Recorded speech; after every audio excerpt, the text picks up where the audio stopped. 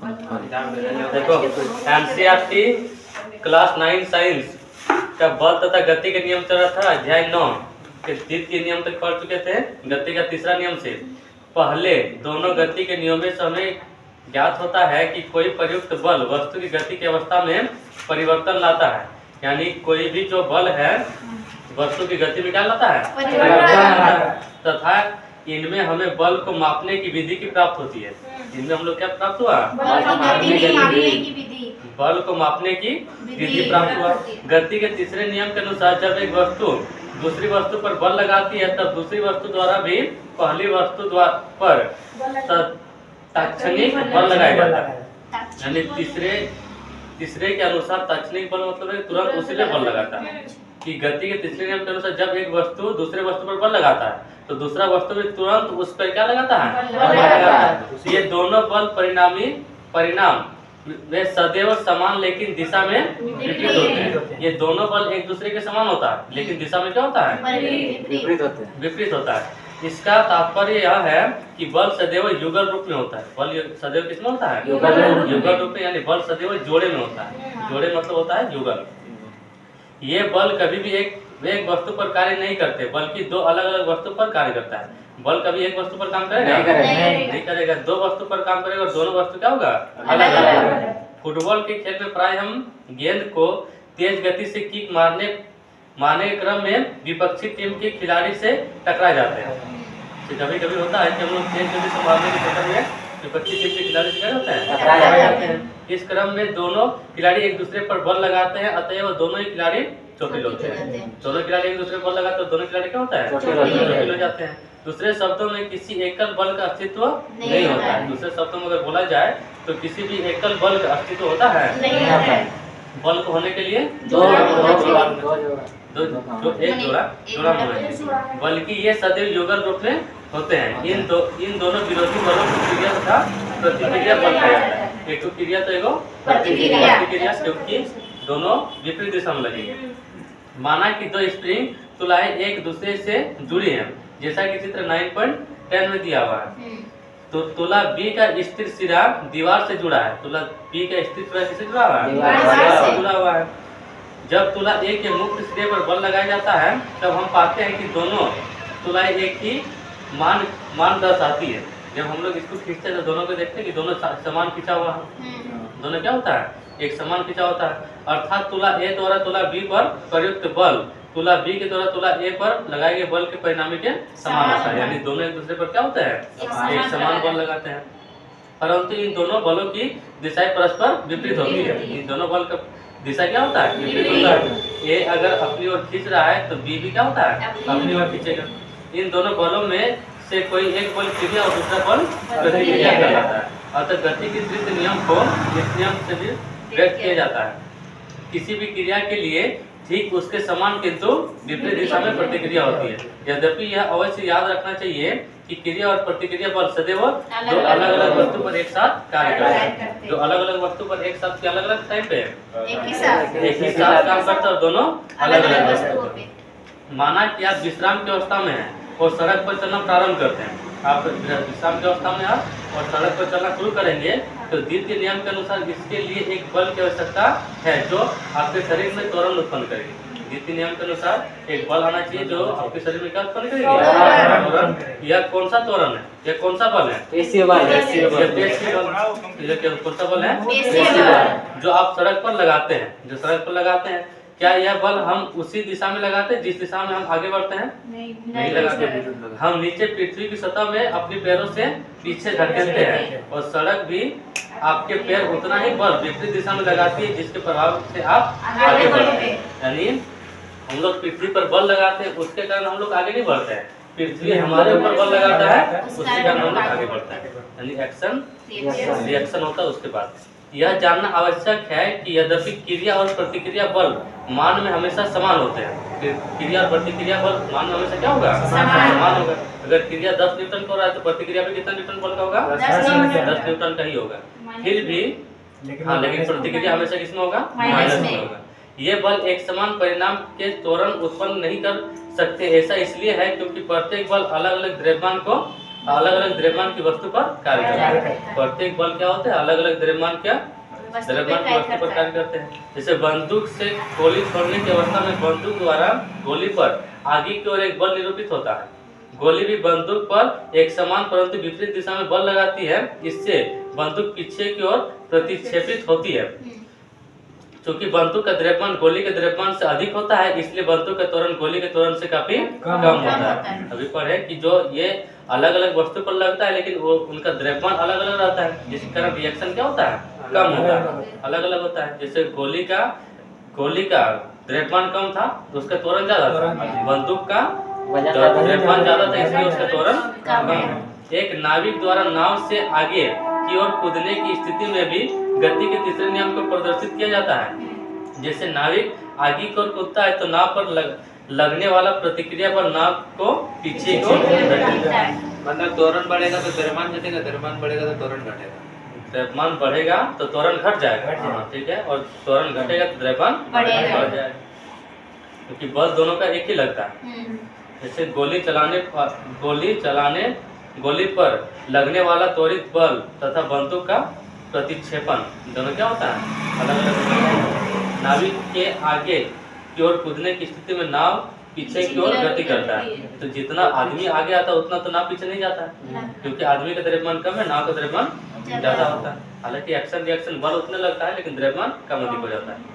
दो बच्चे को पहिए वाली गाड़ी पर खड़ा होने को कहे, जैसा कि 9.8 में दर्शाया गया है।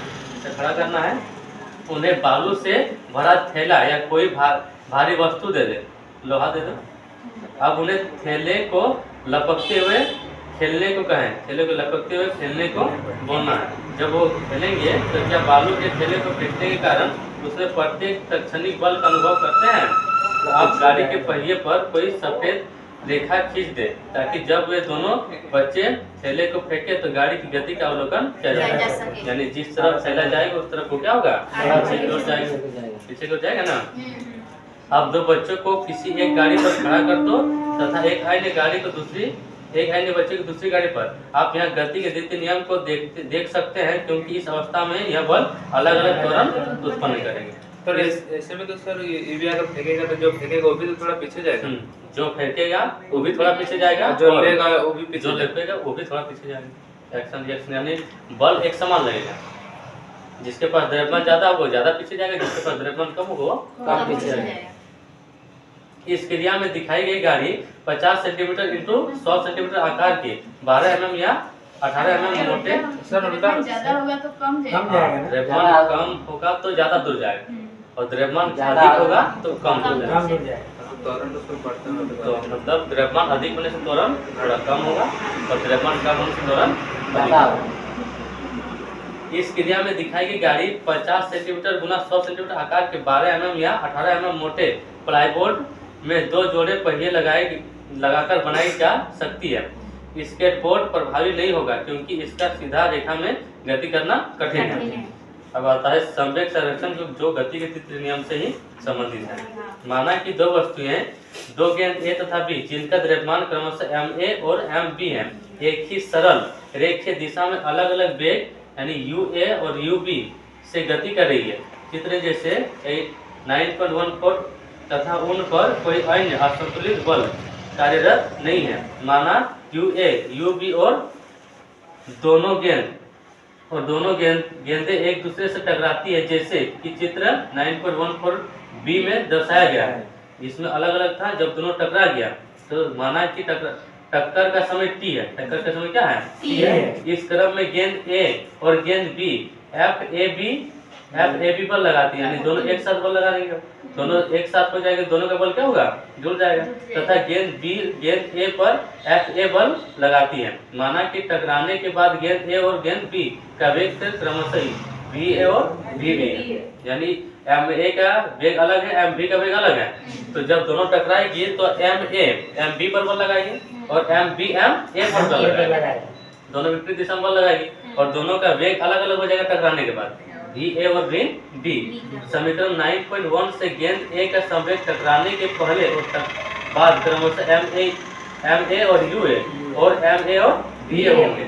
यानी संवेग ए का संवेग टकराने से पहले और बाद में, टकराने से पहले क्या था एम ए और यू ए, और टकराने के बाद एम ए और बी ए होंगे। संवेग में परिवर्तन की दर यानी एफ ए बी टकराने के समय होगी यानी M A B A minus U A बटे में टी। उसी तरह गेंद बी का भी संवेग परिवर्तन की दर होगा एफ बी ए टकराने के समय एम बी इंटू यू भी माइनस में यू बी बटे में टी होगी। गति के तृतीय नियम के अनुसार गेंद ए के द्वारा गेंद बी पर लगाया गया बल एफ ए बी तथा गेंद बी के द्वारा लगाया गया बल एफ बी ए एक दूसरे के बराबर और विपरीत होगा। अतः एफ ए बी बराबर माइनस में एफ बी होगा, यानी विपरीत होगा तो क्या होगा माइनस हो जाएगा। एक प्लस में तो एक किसमें होगा माइनस में हो जाएगा। या फिर हम लोग बोल सकते हैं कि एम ए इंटू में B A minus U A बटे में टी बराबर minus M B V B minus U B बटे में टी हो जाएगा। अतः हम लोग सीधा इसको लिख सकते हैं कि M A U A plus में एम बी यू बी बराबर M A V A plus में एम बी यू बी। ठीक है, फिर टकराने से पहले गेंद ए और बी का कुल संवेग M A U A plus M B U B तथा टकराने के बाद कुल संवेग यानी टकराने से पहले यू प्रारंभिक वेग लेना है और टकराने के बाद क्या लेना है अंतिम वेग भी लेना है, यानी M A V A plus में एम बी वी बी। समीकरण 9.7 से हम पाते हैं कि जब गेंद पर कोई बाहरी बल कार्य नहीं करता है तो दोनों गेंदों का कुल संवेग बदलता नहीं है। जब बाहरी बल काम नहीं करेगा तो संवेग बदलेगा नहीं बदलेगा, या कुल संवेग संरक्षित रहता है। और कुल संवेग क्या होता है संरक्षित हो जाता है। इस प्रयोग के आधार पर हम कह सकते हैं कि दो वस्तुओं के संवेग या योग टकराने के पहले और टकराने के बाद बराबर रहता है जबकि उन पर कोई असंतुलित बल कार्य न कर रहा हो। इसे संवेग संरक्षण का नियम कहते हैं। इसे इस प्रकार भी व्यक्त कर सकते हैं कि दो वस्तुओं का कुल संवेग टकराने की प्रतिक्रिया में अपरिवर्तन या संरक्षित रहता है। एक बड़े आकार का गुब्बारा बैलून ले और एक बार पढ़ लेते हैं, ये इम्पोर्टेंट है। इस प्रयोग के आधार पर हम कह सकते हैं कि दो वस्तुओं के संवेग का योग टकराने के पहले और टकराने के बाद बराबर रहता है जबकि उन पर कोई असंतुलित बल कार्य ना कर रहा है। इससे संवेग संरक्षण का नियम कहते हैं। इसे इस प्रकार भी व्यक्त कर सकते हैं कि दो वस्तुओं का कुल संवेग टकराने की प्रक्रिया में अपरिवर्तन या संरक्षित रहता है। अब एक बड़े आकार के गुब्बारा बैलून ले तथा इसमें पूरी तरह से हवा भरें। इससे मुख को धागे से बांधे, तो बैलून का मुख को अपना मुंह नहीं, इसकी सतह पर किसी चिपकाने वाले टेप की सहायता से चित्र 9.5 में जैसे दर्शाए गए अनुसार स्ट्रॉ लिया है। अब प्लास्टिक की पतली नली लगाएं। प्लास्टिक की पतली नली लगा देंगे। जब नली लगा देंगे तो स्ट्रॉ के बीच से एक धागे को पार कराएं जिसके दोनों सिरों को दीवार पर चित्र अनुसार लगाएं। जिसके अनुसार लगा देंगे। गुब्बारे के मुंह पर बांधे धागे को खोल देंगे। अगर धागा को खोल देंगे तो वो हवा निकलेगा। अब गुब्बारे में भरी हवा उसके मुख से बाहर की ओर निकलेगी। स्ट्रॉ अथवा गुब्बारे की गति दिशा का अवलोकन करेगी। अगर स्ट्रॉ लगाएंगे तो वो जिस दिशा में हवा निकलेगा उसके विपरीत दिशा में क्या होगा वो गति करेगी। अगर स्ट्रॉ नहीं लगाएंगे तो बैलून किसी भी दिशा में जा सकता है। हाँ। अब अच्छे कांच की एक परख नली टेस्ट ट्यूब लें तथा उसमें थोड़ा पानी डालें। परख नली के मुख पर एक स्टॉप कॉर्क लगाएं। एक स्टॉप कॉर्क लगाना है। चित्र 9.16 में जिसे दर्शाया गया है। अब परख नली को दो धागों के द्वारा स्टैंड पर क्षैतिज दिशा में लटकाएं। स्टैंड को क्षैतिज दिशा में लटकाना है। जब लटका देंगे तो बर्नर की सहायता से परख नली को तब तक गर्म करें जब तक कि परख नली का पानी वाष्पित ना हो जाए। तब तक गर्म करना जब तक क्या ना हो जाए वाष्पित ना हो जाए, कॉर्क बाहर ना आ जाए। और कॉर्क क्या ना हो जाए बाहर ना हो जाए। हम पाते हैं कि परख नली कॉर्क की गति की विपरीत दिशा में प्रक्षेपित होगी। कॉर्क की विपरीत दिशा में क्या होगी प्रक्षेपित होगी। जैसे पानी का हम लोग वाष्प बनाएंगे तो पानी वाष्प बनाएंगे तो वो उसका घनत्व क्या हो जाएगा ज्यादा हो जाएगा। जब घनत्व ज्यादा हो जाएगा तो वो बाहर आने खोजेगी। जब बाहर आने खोजेगी तो उस पर लगा जो कॉर्क है वो क्या होगा बाहर निकल जाएगा। जब कॉर्क जिस दिशा में उस दिशा में क्या परख नली आएगी विपरीत दिशा में चल जाएगी। वही बात कर रहा है कि कॉर्क तथा प्रक्षेपित परख नली के वेग में अंतर का भी अवलोकन करें। ये क्वेश्चन दिया हुआ है। क्वेश्चन को हम लोग अलग से बनाएंगे। देखो, जबकि दूसरा खिलाड़ी हल है ना, ये उदाहरण है, क्वेश्चन है, नहीं है अभी। हल है। समझ गया? क्वेश्चन को हम लोग अलग से बना लेंगे। आपने क्या सीखा वाला पढ़ लिया? हाँ, देखो संरक्षण का नियम। तो संरक्षण का नियम क्या कहता है? संरक्षण के समस्त नियमों जैसे संवेग, ऊर्जा, कोणीय संवेग, आवेश आदि के संरक्षण को भौतिक में मौलिक नियम माना जाता है। ये सभी संरक्षण नियम प्रायोगिक परीक्षणों पर आधारित है। यह स्मरण रखना आवश्यक है कि संरक्षण के नियमों को प्रमाणित नहीं किया जा सकता, इन्हें प्रयोग के द्वारा ही सत्यापित या खंडित किया जा सकता है। किसी भी संरक्षण नियम के अनुकूल प्रयोग के परिणाम उस नियम को सत्यापित तो करते हैं लेकिन उनको सिद्ध नहीं करते। दूसरी ओर यह भी, यदि एक भी प्रयोग के परिणाम इस नियम के विरुद्ध हो तो यह संरक्षण नियम को खंडित करने के लिए पर्याप्त होगा। संवेग संरक्षण का नियम विभिन्न प्रकार के निरीक्षणों एवं प्रयोग के पश्चात निगमित किया जाता है। इस नियम को लगभग 3 शताब्दी पूर्व प्रतिपादित किया गया था। इस नियम को खंडित कर सकने वाली किसी स्थिति का अभी तक कोई अनुभव ज्ञात नहीं है। विभिन्न दैनिक अनुभव को संवेग संरक्षण के नियम के आधार पर स्पष्ट किया जा सकता है। तो आपने क्या सीखा? तो गति का प्रथम नियम यानी वस्तु अपनी विरामावस्था अथवा सरल रेखा पर एक समान गति की अवस्था में तब तक बनी रहती है जब तक उस पर कोई असंतुलित बल कार्य ना करे। यानी कोई वस्तु गति में है तो गति में गति करेगी और विराम में तो विरामावस्था में रहेगी जब तक उस पर कोई बाह्य बल ना लगाया जाए। और गति के प्रथम नियम से हम लोग क्या प्राप्त होता है? बल का परिभाषा प्राप्त होता है। ठीक है। और गति का द्वितीय नियम क्या कहता है? वो उसी को देखो, गति के पहला नियम को ही हम लोग जड़त्व का नियम, गैलीलियो का नियम भी कहते हैं और न्यूटन का पहला नियम भी कहते हैं। और बल का दूसरा नियम क्या कहता है? संवेग में परिवर्तन की दर उस पर लागू बल के समानुपाती होगा। यानी उसी से हम लोग को बल के क्या मिलता है? और F बराबर ma। और गति का तीसरा नियम से क्रिया और प्रतिक्रिया दोनों अलग अलग वस्तु पर लगने वाला बल है। और एक क्रिया करेगी दूसरा क्या करेगी? प्रतिक्रिया एक ही समय पर करेगी। वो गति का तीसरा नियम। और गति का तीसरा नियम से क्या प्राप्त होता है? संवेग संरक्षण का नियम। और गति का तीसरा नियम से बल की प्रकृति प्राप्त होती है।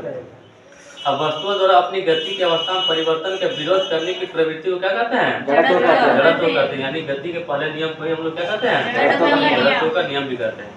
किसी वस्तु का द्रव्यमान उसके जड़त्व की माप होती है। किसी वस्तु का द्रव्यमान उसकी किसकी माप होती है? जड़त्व की माप।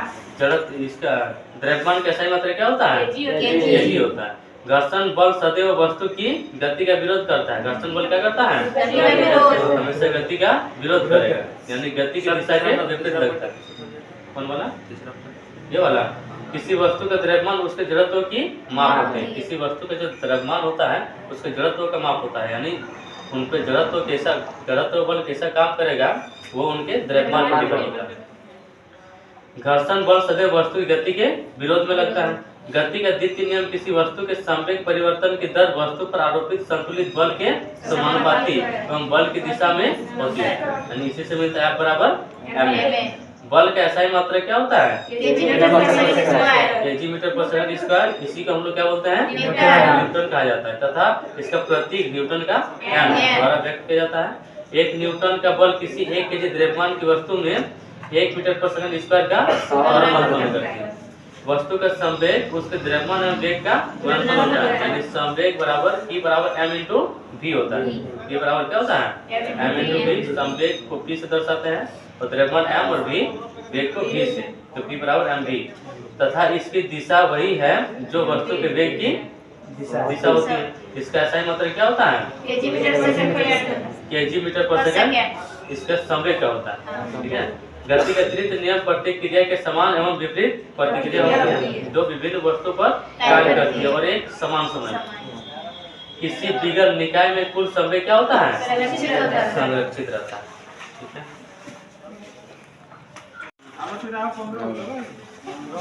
बल तथा गति के नियम से पे आधारित प्रश्न कुछ MCQ है, पूछ रहे हैं।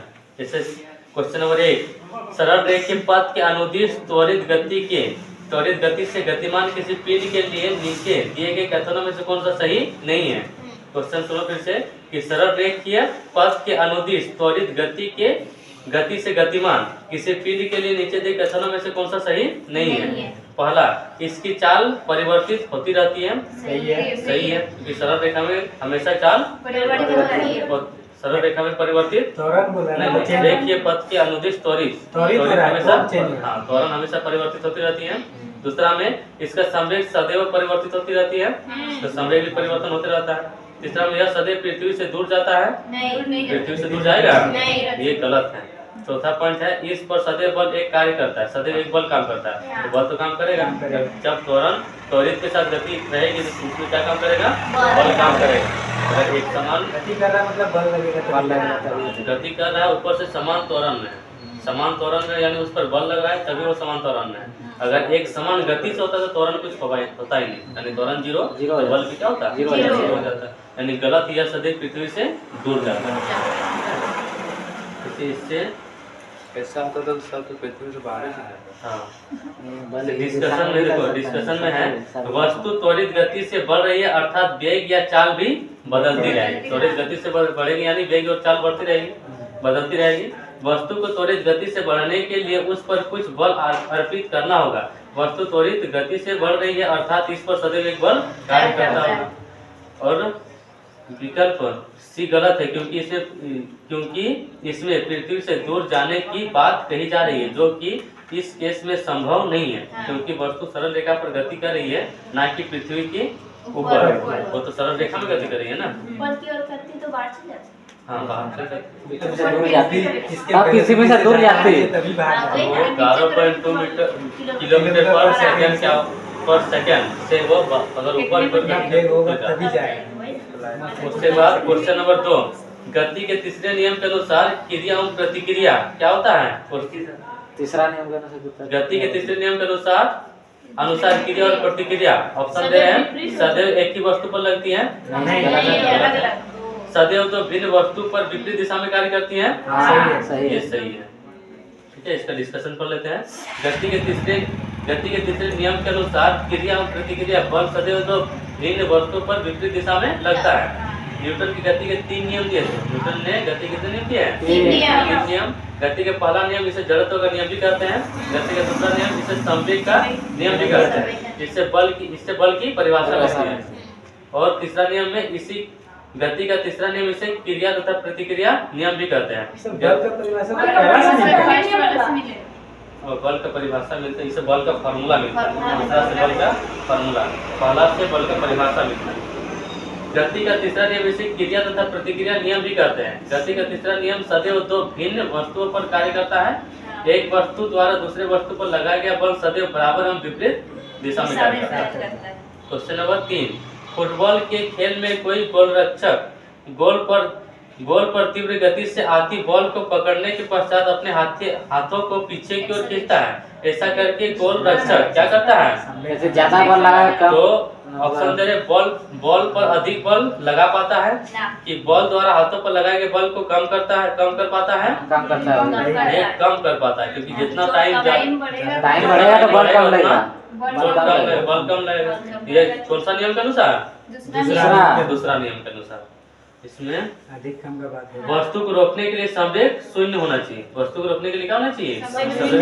संवेग शून्य करने के लिए बल अर्पित करना होगा। संवेग शून्य करने के लिए बल क्या करना होगा? बल लगाना होगा। और बल बराबर समय के सापेक्ष संवेग में परिवर्तन की दर होती है। यानी अगर यहाँ हम समय का मान बढ़ा देते हैं तो लगने वाला बल क्या होता है? कम होता है। तो समय का मान बढ़ा देते हैं, बढ़ाने के लिए अपने हाथों को किधर करना पड़ेगा? जिससे हम लोग को बल कम लगे। किसी पिंड का जड़त्व ऑप्शन दे रहे हैं, उसकी चाल बढ़ाता है, उसकी चाल कम करता है, उसकी गति की अवस्था में परिवर्तन का विरोध करता है, घर्षण के कारण आमंत्रित करता है। 3 नंबर है, उसकी गति की अवस्था में परिवर्तन का विरोध करता है। यानी जड़त्व का नियम कौन सा नियम है? पहला नियम है। यानी वो अपनी गति की अवस्था में परिवर्तन को विरोध करता है। मतलब गति में तो गति में इसे इसका डिस्कशन पढ़ेंगे कि किसी पिंड का जड़त्व उसकी गति की अवस्था या विराम की अवस्था में परिवर्तन का विरोध करता है। न्यूटन का प्रथम नियम में जड़त्व का नियम कहलाता है। किसी वस्तु का जड़त्व तो मूलतः तो उसके द्रव्यमान पर निर्भर करता है। वस्तु के द्रव्यमान बढ़ने से जड़त्व भी क्या होता है? बढ़ जाएगा। यानी जड़त्व के नियम के कुछ उदाहरण जैसे रुकी हुई गाड़ी के अचानक चलने पर यात्री का पीछे पीछे की की ओर ओर झुकना। पेड़ को हिलाने से पत्तियों एवं फल का टूटकर नीचे गिर जाना। गिरना। नीचे गिर जाना। जैसे रुकी हुई गाड़ी के अचानक चलने पर यात्री का पीछे की ओर झुकना, तो रुकी हुई गाड़ी होती है, यानी हम लोग विरामावस्था में होती है, यानी विराम में जड़त्व है। अचानक जब वो गति करते हैं तो गति में चल जाती है, हाँ। तो अपने अवस्था परिवर्तन करती है, यानी विराम रहती है, तो विराम से गति में जब जाती है तो अवस्था परिवर्तन के विरोध करती है, तब वो किधर की ओर झुक जाती है? पीछे की ओर। और पेड़ को हिलाने से पत्तियों एवं फल का टूटकर गिर जाना। जब पेड़ को हम लोग हिलाते हैं तो पेड़ की पत्ती किसमें रहती है? विरामावस्था में। जब उसको हम लोग गति देते हैं तो अपने अवस्था को परिवर्तन करने से रोकने के लिए क्या होता है? गिर जाते हैं, टूटकर गिर जाते हैं। अब बताना है कि 2 केजी द्रव्यमान का कोई पिंड किसी घर्षण रहित क्षैतिज मेज पर 4 मीटर पर सेकंड के नियत वेग से फिसल रहा है। इस वस्तु की इसी वेग से गति बनाए रखने के लिए आवश्यक बल कितना होगा? आवश्यक बल जो हो जाएगा वो कितना हो जाएगा? देखो F बराबर क्या होता है? Ma। यहाँ क्वेश्चन में क्या बोला गया है कि 2 केजी द्रव्यमान का कोई पिंड किसी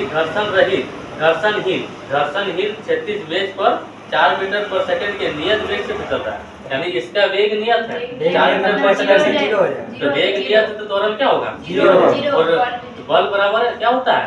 Ma। जब A 0 तो M भी क्या हो जाएगा? 0। यानी पूरा बल भी क्या होगा? 0। तो पूरा बल 0 हो जाएगा। नहीं, A 0 तो M 0 नहीं होगा, M तो 2 केजी दिया हुआ है, A 0 तो F भी 0 हो जाएगा, यानी बल लगेगा 0। क्योंकि इसमें अगर डिस्कशन देखेंगे, हाँ तो वही है कि A 0 तो बल भी 0 हो जाएगा। क्वेश्चन नंबर 5 छूट गया था। कोई यात्री किसी गतिमान रेलगाड़ी में एक सिक्का उछालता है जो पीछे गिरता है। इसका अर्थ है कि रेलगाड़ी की गति त्वरित है, एक समान है, आमंदित है, वृत्ताकार पथ के अनुदिश है। त्वरित है। जब त्वरित होगा तब वो क्या होगा? पीछे की ओर पीछे की ओर गिर जाएगा। एक समान रहता था, हाथ में गिर रहा। यानी जैसे रेलगाड़ी के साथ व्यक्ति व सिक्का समान गति से बढ़ रहे हैं। जब सिक्का उछलता है तो वह पीछे गिरता है, अर्थात सिक्के की गति में कमी या रेलगाड़ी की गति में वृद्धि होगी। सिक्के की गति में कमी होगा या फिर रेलगाड़ी की गति में वृद्धि होगा, तभी वो पीछे गिर सकता है। सिक्के की गति में कभी संभव नहीं है, अर्थात रेलगाड़ी की गति त्वरित है। सिक्के की गति संभव है लेकिन रेलगाड़ी की गति तो त्वरित है। उपरोक्त क्रिया जड़त्व के कारण घटित होता है। सिक्का जड़त्व के कारण अपने गति में परिवर्तन नहीं कर पाता। सिक्का जो होता है वो जड़त्व के कारण अपनी गति परिवर्तन नहीं कर पाता है। क्वेश्चन नंबर 7, रॉकेट किस नियम पर कार्य करता है? संवेग संरक्षण के आधार पर, यानी संवेग संरक्षण नियम पर डिस्कशन है कि रॉकेट संवेग संरक्षण के सिद्धांत पर कार्य करता है। ये गति कौन सा नियम? तीसरा नियम।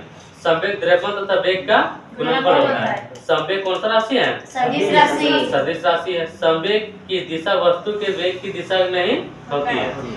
संवेग का मात्रा सेंटीमीटर पर सेकंड, चाहे तो इसको हम लोग न्यूटन सेकंड भी कहते हैं। यदि किसी निकाय का बाह्य बल कार्य ना कर रहा हो तो निकाय का कुल संवेग नियत रहता है, यानी नियत रहता है, संरक्षित रहता है। संवेग को ना ही उत्पन्न किया जा सकता है ना ही नष्ट किया जा सकता है। यह केवल एक रूप से दूसरे रूप में परिवर्तित किया जा सकता है, जैसे हम लोग ऊर्जा को करते हैं। और नेक्स्ट क्वेश्चन, 2/3 ऊंचाई तक जल से भरा कोई टैंकर एक समान चाल से गतिमान है। अचानक ब्रेक लगने पर टैंक में भरा जल क्या होता है? उछल जाता है। ये आगे की ओर गति करेगा। अचानक रुकेगा तो वो कहाँ जाएगा? आगे तो जाएगा ना। जैसे हम लोग गति वाले बस में अगर चढ़ेंगे, अचानक बस रुकेगी तो हम लोग इधर को धक्का जाते हैं, आगे की ओर जा सकते हैं। सेम चीज पानी भी क्या होगी? आगे की ओर जाएगी। अगर पूरी भरी हुई रहेगी तो किधर जाएगी? कहीं नहीं जाएगी। ये 2/3 ऊंचाई तक भरा हुआ, इसीलिए वो किधर जा रही है? आगे। पूरा भरा हुआ रहेगा, इससे बस में पूरा भीड़ रहेगा, कहीं जगह नहीं इधर उधर जाने का। हम लोग धक्का अगर लगा भी हम लोग को, किधर जा पाएंगे? वही का वही खड़ा रह जाएंगे। एक थोड़ा तो जैसे टैंक भी गति से गतिमान है, भरा हुआ, अर्थात उसमें भरा जल भी गति से गतिमान होगा। अचानक ब्रेक लगने पर टैंकर की गति शून्य हो जाएगी। साथ ही टैंक के तले से सटे जल भी विरामावस्था में आ जाएगा। अगर टैंकर भरा में रहेगा तो, भरा हुआ रहेगा तो जल के ऊपरी हिस्सा जड़त्व के कारण अपनी अवस्था में परिवर्तन का विरोध करेगा। जल का ऊपरी भाग गति में होने के कारण जल आगे की ओर गति करेगा, जब वो 2/3 भरा हुआ रहेगा तब। ठीक, पूरा नहीं भरा रहेगा तो वो आगे की ओर आगे